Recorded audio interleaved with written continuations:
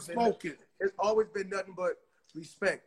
Even like I said before, when you have problems with other people, when you seen each other, it was nothing but respect and the feeling. Will you ever, let me ask you something, will you ever get along with 50 again? Because I be thinking it's like, it's really, I think is it just entertainment? Well, my thing really is this, Joe. You can't hang out with me every day for years.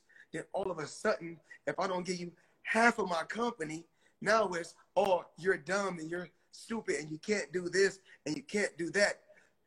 But if I can't do all these things, why are you hanging around me? That's all I'm trying to ask. If I'm such a person that don't know certain things and I'm not that sharp, why you want to be around me every day? You know, I love seeing, because my thing is this, and this is the truth, and I come on record and say this. Right now, today, I don't know what nobody else can do, but I can sit in my house and I don't have to do nothing else for the rest of my life, and I still would collect. I would collect money every week until the casket closed. I can't do that.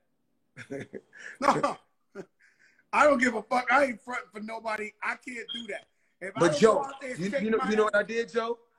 The reason why I can do that, Joe, is because guess what?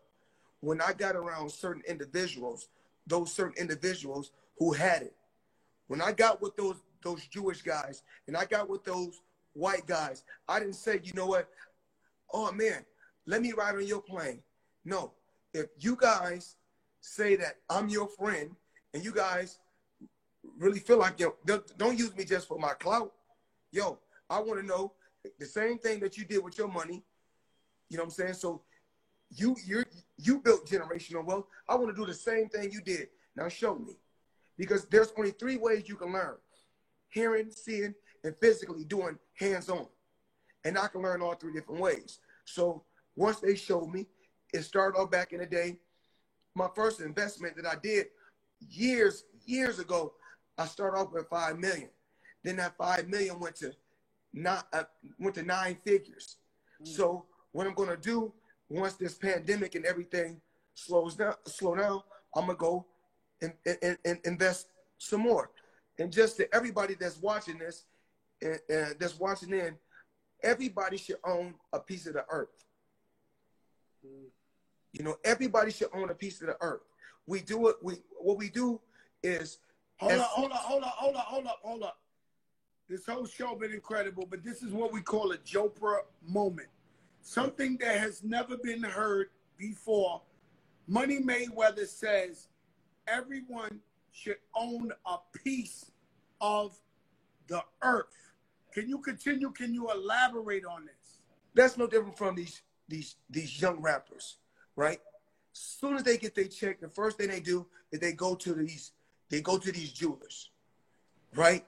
And then when they got their career, everything's going great, everything. But when their career start going downhill and everything slows down, because there's always gonna be a new artist, then they got to sell the jewelry back to the jeweler.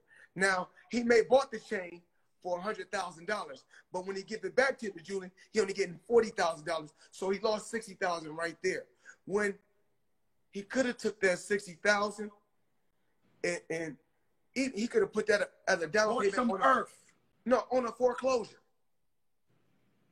He could have got a foreclosure. So you go out, everybody think everybody want to be, oh, I got to be in LA. I got to be friends with all the celebrities and all that. I don't need all that. Because guess what? I got to where I got to, believing in me, not having no friends.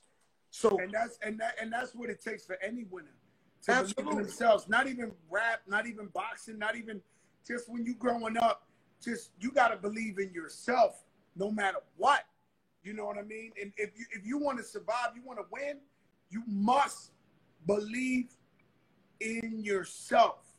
That is very important. And so the thing is this.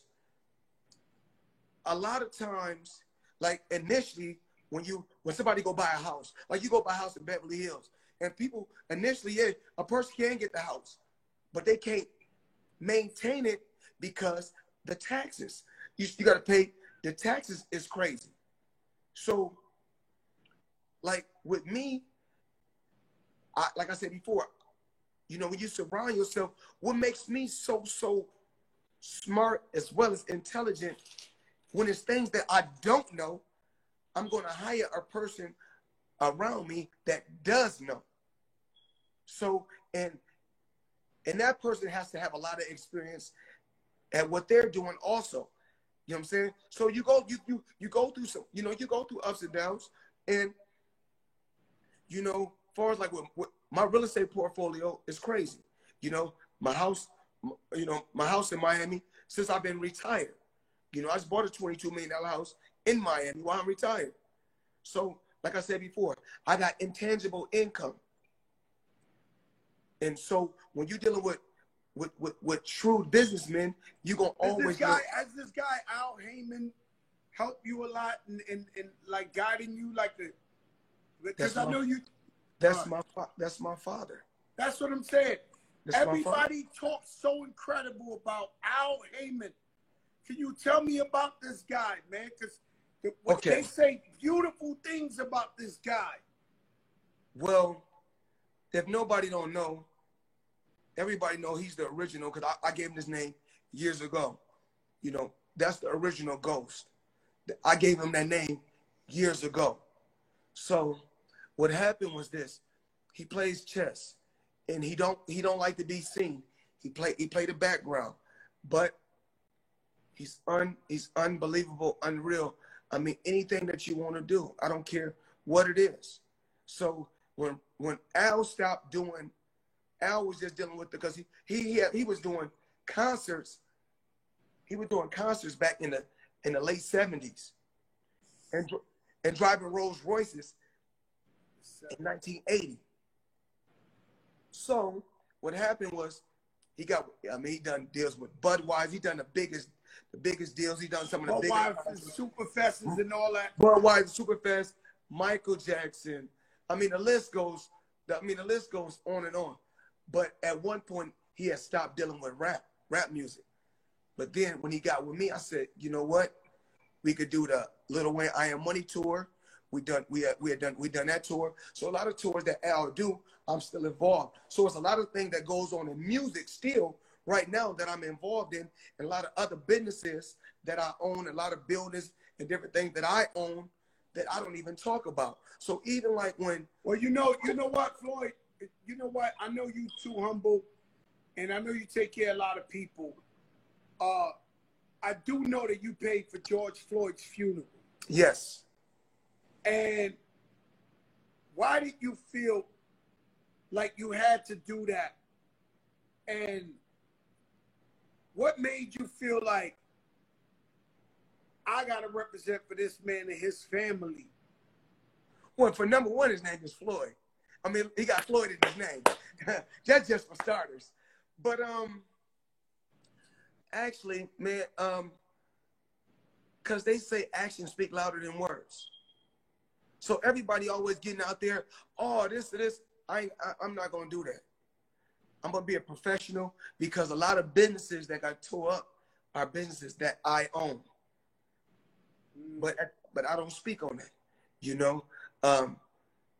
We live and we learn, and my thing is this. The thing is, we doing a lot of talking, but like I said, it's all about actions. You know, you got artists, different artists out there talking about, a lot of artists, and it's no disrespect to no artists. You got artists that say, kill us, N-I-G-G-A, kill us, N-I-G-G-A. But then you'll say that on your song, but then you say, but then when they doing it, then it's more like, it's like an oxymoron, because you got these young kids, they listen to what y'all saying, they going out there doing what y'all say do. So we got to really be careful with what we say in this music nowadays, because these kids follow what these artists say. And what I would say to the young generation is, let your mother and your father, if they're doing something positive, I mean, let your mother and your father be your role models. That's right. Yeah, and because the music, you know, music is art. You know, music is art. So it's entertainment. You know, I personally feel like it's entertainment. Don't live your life beyond the music, but I feel like we have freedom of speech and we can say whatever we want. But I get what you're saying. A lot of people are small-minded and they might follow the wrong message. So I get what you're saying. Yeah. Right. But my thing is this. I love the hip hop world, and I want to live. Hip hop is gonna live on, and I love it, and I will continue to support all the hip hop artists out there. I want to see them do good because the hip hop world. Would you ever fight Conor McGregor again? Is that the biggest pay? I know you're the biggest paid guy, but is that the biggest attraction? If Floyd Mayweather says, I'll fight anybody, what would be the biggest shit in the world? Well, I'm a businessman now. You know, I already proved years and years ago that I was the best, period. I'm talking about pound for pound. I already proved all that. So at my age now, I'm a businessman. So I'm not going to be out there competing and fighting guys that only got a small city behind them. Like, you know, you got a lot of American fighters good, but they got little cities behind them. I'm going to fight guys that got a whole country behind them. So I know I can demand and get what I want to get. So that's Pacquiao? I made more with McGregor. Let me ask you a question. Listen, Pacquiao guess what? Everybody, hold on. Hold up. Once again, my faculties and everything that I got comes first. We just talked about your health is your wealth. That's right.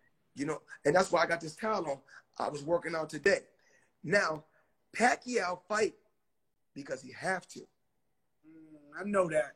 Once again, I fight if I want to. So there's a difference. The question is, let me go back to this because it's real important. And I'm only going to big you up with this. I've always wondered, and everybody always said, why Floyd ain't fight Pacquiao at his prime, why they wasn't in both their prime. I've always heard a rumor that you just didn't want to get no money. You didn't want to give no money to Bob or Aaron. I heard he tried to take advantage of you allegedly when you was younger, and you worked your way out that contract, and then you became your own boss from there on and wound up becoming the billionaire that we know. Could you elaborate? Was that the main reason why you didn't fight Pacquiao at your prime at the same time? Well, we keep on saying at our prime. I'm older than Pacquiao by 2 years. So we keep on saying in your prime. So when I beat Pacquiao, they say he wasn't in his prime. I'm older than you. And then when I fought Oscar De La Hoya, they said about me and Pacquiao, me and Oscar, we both was in our 30s. So they keep on, like, no matter what happens in this, it's never good enough for anyone. I get it. So as long as I'm happy, that's what's important. And what happened with the fight was this. Remember, I was a pioneer of random blood in your intestine for all athletes so we all can be on an even playing field. That's right. I feel like everybody should be on an even playing field. We all should be equal. That's right. No matter, and that's the same thing that our people is fighting for right now, meaning that we just want to be treated like everybody else. Don't judge me for the color of my skin because I'm not judging you for the color of your skin. That's right. That's right. And it works just like this.